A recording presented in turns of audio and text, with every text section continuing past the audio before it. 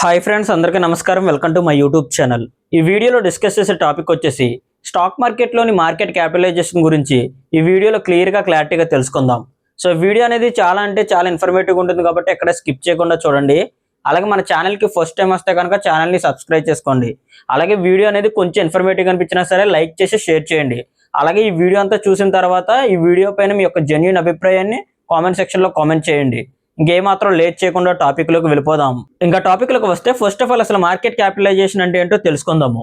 ఈ market capitalisation అంటే stock మార్కెట్లోని కంపెనీ వాల్యూ అనేది ఎంత పెద్దది అని చెప్పేదాన్నే మార్కెట్ క్యాపిటలైజేషన్ అంటారు. మీకు ఇంకా సింపుల్గా చెప్పాలంటే market capitalisation is equal to company's total market value. అంటే కంపెనీ వాల్యూ అనేది స్టాక్ మార్కెట్లో ఎంత ఉంది అని చెప్పేదాన్నే మార్కెట్ క్యాపిటలైజేషన్ అంటారు.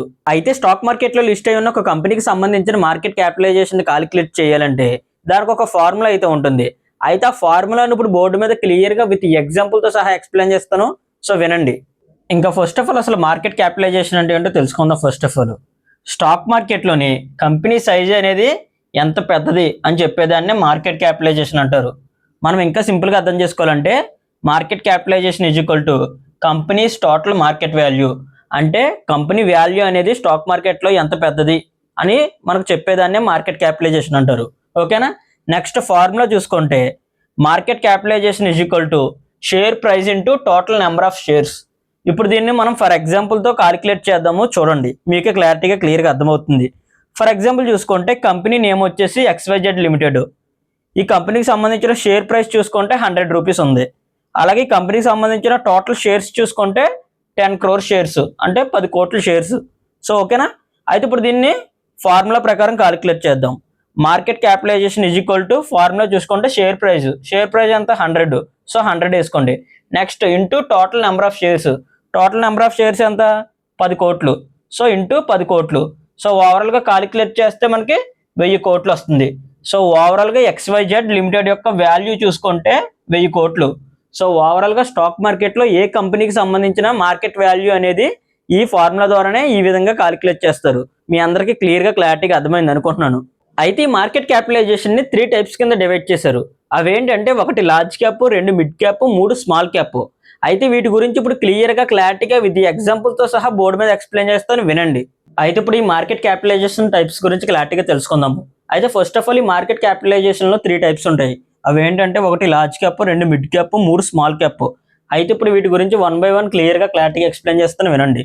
First of all large cap అంటే ఈ లార్జ్ క్యాప్లోకి ఎటువంటి కంపెనీస్ అనేవి వస్తాయంటే ఆ కంపెనీకి సంబంధించిన మార్కెట్ వాల్యూ అనేది 20,000 crores లేదా అంతకన్నా ఎక్కువ ఉండే కంపెనీస్ అనేవి ఈ లార్జ్ క్యాప్ కంపెనీస్లోకి వస్తాయి. అంటే మనం ఇందాక ఒక కంపెనీకి సంబంధించిన మార్కెట్ వాల్యూ అనేది క్యాలిక్యులేట్ చేసాం కదా, ఆ విధంగా క్యాలిక్యులేట్ చేస్తే టోటల్గా మార్కెట్ వాల్యూ అనేది 20,000 crores లేదా అంతకన్నా అబోవ్ ఉండే కంపెనీస్ అనేవి లార్జ్ క్యాప్ కంపెనీస్లోకి వస్తాయి. అయితే లార్జ్ క్యాప్ కంపెనీస్ అనేవి స్టేబుల్గా రిటర్న్స్ అనేవి ఇస్తాయి. అలాగే నెక్స్ట్ ట్రస్టెడ్ కంపెనీస్, అంటే అంత పెద్ద కంపెనీస్ కాబట్టి మంచి బ్రాండ్ అనేది ఉంటుంది. సో ఇవి కస్టమర్స్కి లేదా ఇన్వెస్టర్స్కి మంచి ట్రస్టెడ్ కంపెనీస్. ఓకేనా. ఫర్ ఎగ్జాంపుల్ చూసుకుంటే ఈ లార్జ్ క్యాప్ కంపెనీస్లోకి రిలయన్స్, TCS, HDFC బ్యాంకు ఇటువంటి స్టాక్స్ లేదా కంపెనీస్ అనేవి ఈ లార్జ్ క్యాప్ కంపెనీస్లోకి వస్తాయి. ఒకసారి మీరు కూడా చెక్ చేయండి కావాలితేనే. ఈ రిలయన్స్, TCS, HDFC బ్యాంక్ యొక్క మార్కెట్ క్యాపిటలైజేషన్స్ అనేవి ఆల్మోస్ట్ వీటికన్నా ఎక్కువే ఉంటాయి. సో అందుకే ఇవన్నీ లార్జ్ క్యాప్ కంపెనీస్లోకి వస్తాయి. ఓకేనా. మీ అందరికీ క్లారిటీగా అర్థమైంది అనుకుంటున్నాను. ఇంకా నెక్స్ట్ ఇప్పుడు మిడ్ క్యాప్ గురించి ఎక్స్ప్లెయిన్ చేసుకుందాము. ఈ మిడ్ క్యాప్ అంటే కంపెనీస్ వాల్యూ అనేది 5,000 crores నుంచి 20,000 crores ఈ మధ్యలో ఉండే కంపెనీస్ అన్నీ మిడ్ క్యాప్లోకి వస్తాయి. ఓకేనా, అర్థమైంది కదా. 20,000 crores అబోవ్ ఉండే కంపెనీస్ అన్నీ ఏమో లార్జ్ క్యాప్లోకి వస్తాయి. అదే 5,000 crores నుంచి 20,000 crores ఈ రేంజ్లో ఉండే కంపెనీస్ అనేవి ఈ మిడ్ క్యాప్లోకి వస్తాయి. అయితే మిడ్ క్యాప్ కంపెనీస్ అనేవి గ్రోయింగ్ కంపెనీస్. అంటే అలాగని మొత్తం గ్రో అయిపోయిన కంపెనీస్ అని కాదు, అలాగని మరీ చిన్న కంపెనీస్ అని కూడా కాదు. అప్పుడప్పుడే గ్రో అవుతున్న కంపెనీస్ని మిడ్ క్యాప్లోకి వస్తాయి. ఓకేనా. అయితే ఈ మిడ్ క్యాప్లో ఉండే కంపెనీస్లో రిస్క్ అనేది మోడరేట్గా ఉంటుంది. అంటే హై రిస్క్ అనేది ఉండదు, అలాగే లో రిస్క్ అనేది ఏమి ఉండదు, మీడియం రేంజ్లో రిస్క్ అనేది ఉంటుంది. సో అందుకనే ఇవి మిడ్ క్యాప్ కంపెనీస్. ఓకేనా. సో ఓవరాల్గా ఇదేని. అలాగే నెక్స్ట్ చూసుకుంటే స్మాల్ క్యాప్. ఈ స్మాల్ క్యాప్ అనేవి బిలో 5,000 crores మార్కెట్ క్యాపిటలైజేషన్ కలిగి ఉన్న కంపెనీస్ అన్నీ ఈ స్మాల్ క్యాప్లోకి వస్తాయి. అంటే లార్జ్ క్యాప్ చూసుకుంటే 20,000 crores నుంచి అంతకన్నా ఎక్కువ. అలాగే మిడ్ క్యాప్ చూసుకుంటే 5,000 crores నుంచి 20,000 crores ఈ రేంజ్లో ఉండే కంపెనీస్ మిడ్ క్యాప్లోకి. అలాగే స్మాల్ క్యాప్ చూసుకుంటే బిలో 5,000 crores అంటే 5,000 కోట్ల కింద కంట మార్కెట్ క్యాపిటలైజేషన్ వాల్యూ ఉండే కంపెనీస్ అని ఈ స్మాల్ క్యాప్లోకి వస్తాయి. అయితే ఈ స్మాల్ క్యాప్ కంపెనీస్కి హై గ్రోత్ పొటెన్షియాలిటీ అనేది ఉంటుంది. అంటే ఇవి చిన్న కంపెనీస్ కదా, చిన్న కంపెనీస్ పెద్దగా గ్రో అవ్వడానికి ఛాన్సెస్ అయితే ఉన్నాయి. ఎందుకంటే మరీ చిన్నవి కాబట్టి పెద్ద అవ్వడానికి ఛాన్సెస్ అనేవి ఎక్కువగా ఉంటాయి కాబట్టి హై పొటెన్షియాలిటీ అయితే ఉంటాయి. అలాగే ఈ స్మాల్ క్యాప్లో హై రిస్క్ కూడా ఉండొచ్చు. ఎందుకంటే ఇవి చిన్న కంపెనీస్ కదా, గ్రోత్ అనేది అవ్వచ్చు అవ్వకపోవచ్చు. అలా అవ్వకపోతే కనుక మనకు హై రిస్క్ అనేది ఉంటుంది. సో అందుకనే maximum majority of the peoples అనేవాళ్ళు ఈ స్మాల్ క్యాప్లో చాలా తక్కువగా ఇన్వెస్ట్మెంట్ చేస్తూ ఉంటారు.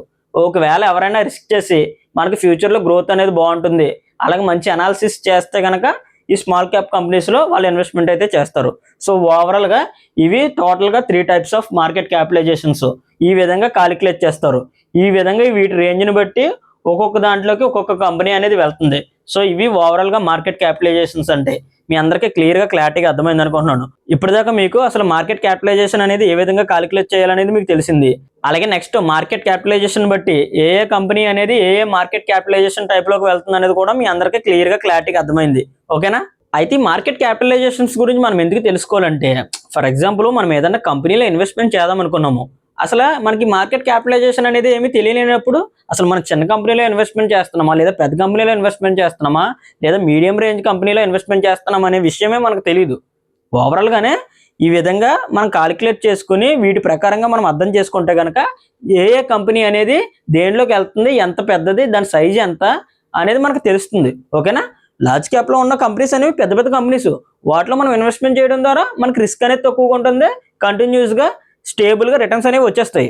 అలాగే నెక్స్ట్ మిడ్ క్యాప్ అంటే అలాగా పెద్ద కంపెనీస్ కాదు, అలాగే చిన్న కంపెనీస్ కాదు, మీడియం రేంజ్ అంటే అప్పుడప్పుడే గ్రో అవుతున్న కంపెనీస్. సో ఈ విధంగా మనం సెలెక్ట్ చేసుకోవచ్చు స్టాక్స్ని. అలాగే నెక్స్ట్ స్మాల్ క్యాప్. ఈ స్మాల్ క్యాప్ అంటే మరి చిన్న కంపెనీస్ అంటే ఒకవేళ నీకు ఇవేమీ తెలుసుకోకుండా వెళ్ళి ఇన్వెస్ట్మెంట్ చేస్తావు అనుకో, ఆటోమేటిక్గా చిన్న కంపెనీస్ గ్రో అవ్వకుండా అలాగే స్టేబుల్గా ఉండిపోయి నీ మనీ అనేది దాంట్లో ఉండిపోతే కనుక నీకు లాసెస్ వస్తాయి. సో అందుకనే ఎప్పుడైనా సరే మనం ఇన్వెస్ట్మెంట్ చేసే ముందు ఇవన్నీ తెలుసుకోవాలి. ఇవన్నీ తెలుసుకోవడం ద్వారా మీకు అర్థమైంది కదా ఇప్పుడు ఈ దేంట్లో ఏ కంపెనీస్ వస్తాయో అసలు మార్కెట్ వాల్యూని బట్టి మనం కంపెనీని డిసైడ్ చేసుకోవచ్చు. ఓకేనా? సో అందుకని ఎప్పుడైనా సరే మనం మార్కెట్ క్యాపిటలైజేషన్స్ గురించి తెలుసుకోవాలి. ఈ విషయం అనే కాదు, మనం ప్రతి విషయం గురించి స్టాక్ మార్కెట్లో తెలుసుకున్నప్పుడు మాత్రమే మనం స్టాక్ మార్కెట్లో లాంగ్ టర్మ్ అయితే సర్వైవ్ అవ్వగలం. ఓకేనా?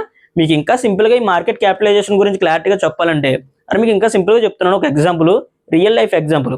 అరే ఒక రోడ్డు మీద తిరిగి బట్టలు అమ్మడానికి, లేదా ఒక చిన్న షాప్ పెట్టి బట్టలు అమ్మడానికి, లేదా పెద్ద షాపింగ్ మాల్ ఓపెన్ చేసి బట్టలు అమ్మడానికి తేడా ఉందా లేదా చెప్పండి మీరే?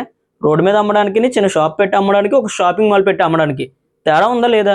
అయితే రోడ్డు మీద తిరిగి బట్టలు అమ్మే వ్యక్తి దగ్గర నువ్వు బట్టలు కొనాలంటే ఆలోచిస్తావు. అంటే అసలు ఇవి ఆగుతాయా లేదా, అసలు మంచియా కాదా అనేది నువ్వు ఆలోచిస్తూ ఉంటావు. అదే నెక్స్ట్ ఒక చిన్న షాప్లోకి వెళ్ళి నువ్వు బట్టలు కొనాలంటే పర్లేదు కొన్ని రోజులు ఉంటాయి, పర్వాలేదు ఏదో మినిమం అమౌంట్ పెట్టి కొనేసి కొన్ని రోజులు అయితే ఆగుతాయి కాబట్టి అలా యూస్ చేసుకుందాం అనుకుంటావు. అదే నెక్స్ట్ నువ్వు షాపింగ్ మాల్లోకి వెళ్ళి బట్టలు కొనాలంటే షాపింగ్ మాల్లో బ్రాండెడ్ బట్టలు ఉంటారా, కొంచెం ఎక్కువ రోజులు వస్తాయి మనకి, అమౌంట్ ఎక్కువైనా సరే అన్న ఆలోచన అయితే వస్తుంది. సో ఓవరాల్గా ఈ 3 స్టేజెస్ నువ్వు ఎలా ఆలోచించావో సేమ్ ఇక్కడ కూడా 3 స్టేజెస్ అనేవి అవే. Large cap shopping malls, mid cap చిన్న షాప్ పెట్టి అమ్మడం, స్మాల్ క్యాప్ రోడ్ల మీద తిరిగి బట్టలు అమ్మడం లాంటిది. అర్థమైంది కదా? కంపెనీ వాల్యూని బట్టి ఇక్కడ ఏ విధంగా స్టేజెస్ అయితే ఉన్నాయో అలాగే నువ్వు కొనే బట్టలను బట్టి నీకు ఏ విధంగా స్టేజెస్ అయితే ఉన్నాయో నువ్వు దాని ప్రకారమే కదా నువ్వు అనాలిసిస్ చేసావు. అంటే దాన్ని అనాలిసిస్ అంటారు, ఏదో కొద్ది గొప్ప తెలుసుకున్నావు కదా ఇక్కడ ఎలా ఉంటాయి, ఇక్కడ ఎలా ఉంటాయి, ఇక్కడ ఇంకా బాగుంటాయని. అలాగే ఇక్కడ కూడా నువ్వు స్టాక్ వాల్యూ అనేది తెలుసుకున్నప్పుడు అవి మంచివి కాబట్టి మంచి రిటర్న్స్ వస్తాయి, చిన్నవి కాబట్టి చిన్నగానే రిస్క్ ఉంటుంది, ఒకవేళ వస్తే కనుక హై రిటర్న్స్ వస్తాయి. ఇప్పుడు నువ్వు చిన్నోడి దగ్గర బట్టలు కొన్నావు రోడ్డు మీద తిరిగి దగ్గర, అది ఆగితే పర్లేదు, మంచిగానే ఆగింది అనుకో, ఎక్కువ రోజులు వచ్చిందనుకో పర్వాలేదు కదా. ఇక్కడ కూడా అంతే, రిటర్న్స్ వచ్చినాయి అంటే కనుక పర్లేదు వస్తాయి. ఒకవేళ నేను మోసం చేసి లేదా ఏదైనా చిరిగిపోతే కనుక అప్పుడే పోతుంది. ఇక్కడ కూడా అంతే, చిన్న కంపెనీ గ్రో అవ్వకపోతే నీ డబ్బులు అనేది దాంట్లో ఉండిపోతాయి. సో ఈ విధంగా మనము మార్కెట్ క్యాపిటలైజేషన్ గురించి అర్థం చేసుకోవాలి. ఓకేనా? అలాగే ఇంకా లాస్ట్ ఏంటంటే చాలా మంది కొత్తగా వచ్చే బిగినర్స్ అనేవాళ్ళు ఏ విధంగా ఆలోచిస్తారంటే ఈ మార్కెట్ క్యాపిటలైజేషన్ విషయంలోనే ఒక కంపెనీకి సంబంధించిన షేర్ ప్రైస్ ఉంటుంది కదా, ఆ ప్రైస్ని బట్టి ఆ కంపెనీ వాల్యూ అనేది డిసైడ్ చేస్తారు. ఎలా అంటే ఫర్ ఎగ్జాంపుల్ ఒక కంపెనీకి సంబంధించిన షేర్ ప్రైస్ అనేది చాలా ఎక్కువగా ఉంది అంటే 2000 ఉందనుకుందాము, ఇంకో కంపెనీకి సంబంధించిన షేర్ ప్రైస్ అనేది 200 ఉంది. సో కంపేరిటివ్లీ బిగినర్ ఎలా ఆలోచిస్తారంటే 2000 షేర్ ప్రైస్ ఏదైతే ఉందో కంపెనీ, ఆ కంపెనీని పెద్ద కంపెనీ అనుకుంటాడు, ఈ 200 ప్రైస్ ఉన్న కంపెనీని చిన్న కంపెనీ అనుకుంటారు. కానీ యాక్చువల్గా మీరు కనుక ఈ విధంగా అనుకుంటే కనుక ఖచ్చితంగా అది రాంగ్. ఎందుకంటే ప్రైస్ని బట్టి కాదు, ఎప్పుడుని మార్కెట్ క్యాపిటలైజేషన్ బట్టి కంపెనీ వాల్యూ అనేది డిసైడ్ అవుతుంది. అయితే అది ఎలాగో ఇప్పుడు క్లియర్గా క్లారిటీగా విత్ ఎగ్జాంపుల్తో సహా బోర్డు మీద ఎక్స్ప్లెయిన్ చేస్తాను వినండి. First of all share price is equal to company value. అంటే చాలా మంది షేర్ ప్రైస్ని బట్టి కంపెనీ వాల్యూ అనేది డిసైడ్ అవుతారు. సో ఎప్పుడు మనం అలా డిసైడ్ అవ్వకూడదు, ఎందుకంటే అది రాంగ్. ఎప్పుడైనా సరే మనం ఒక కంపెనీకి సంబంధించిన వాల్యూ అనేది ఏ విధంగా డిసైడ్ అవ్వాలంటే దాన్ని ఇప్పుడు క్లియర్గా ఎగ్జాంపుల్తో ఎక్స్ప్లెయిన్ చేస్తాను, వినండి. ఫస్ట్ ఆఫ్ ఆల్ ఏ అనే కంపెనీ ఉంది, బి అనే కంపెనీ ఉంది. ఏ అనే కంపెనీ యొక్క షేర్ ప్రైస్ చూసుకుంటే 2000, దీనికి సంబంధించిన షేర్స్ చూసుకుంటే 1 కోటి షేర్స్. ఓవరాల్గా మనం ఇందాక మార్కెట్ క్యాపిటలైజేషన్ అనేది ఎలా కాలిక్యులేట్ చేయాలనేది తెలుసుకున్నాం కదా. ఆ విధంగా కనుక మనం కాలిక్యులేట్ చేస్తే కనుక మార్కెట్ క్యాపిటలైజేషన్ చూసుకుంటే 2000 crores వచ్చింది ఏ అనే కంపెనీకి. ఇంకా నెక్స్ట్ ఇప్పుడు బి అనే కంపెనీ గురించి కాలిక్యులేట్ చేద్దాం. బి అనే కంపెనీ యొక్క షేర్ ప్రైస్ చూసుకుంటే జస్ట్ 200, కాకపోతే ఈ కంపెనీకి సంబంధించిన షేర్స్ చూసుకుంటే 20 కోట్లు. సో ఓవరాల్గా మనం ఇందాక కాలిక్యులేట్ చేసిన దాని ప్రకారం కాలిక్యులేట్ చేస్తే కనుక మార్కెట్ క్యాపిటలైజేషన్ అనేది 4000 crores. సో ఓవరాల్గా కంపేరిటివ్లీ ఏ కన్నా బి యొక్క మార్కెట్ క్యాపిటలైజేషన్ అనేది ఎక్కువ. సో ఓవరాల్గా బి అనే కంపెనీయే ఏ అనే కంపెనీ కన్నా పెద్దది. అంటే షేర్ ప్రైస్ అనేది ఏ అనేది 2000 ఉన్నా సరే, బి అనే కంపెనీకి 200 ఉన్నా సరే మార్కెట్ క్యాపిటలైజేషన్ అనేది బిదే ఎక్కువ. సో కంపేరిటివ్లీ బి అనే కంపెనీయే పెద్దది. సో ఓవరాల్గా company B is bigger even with low price.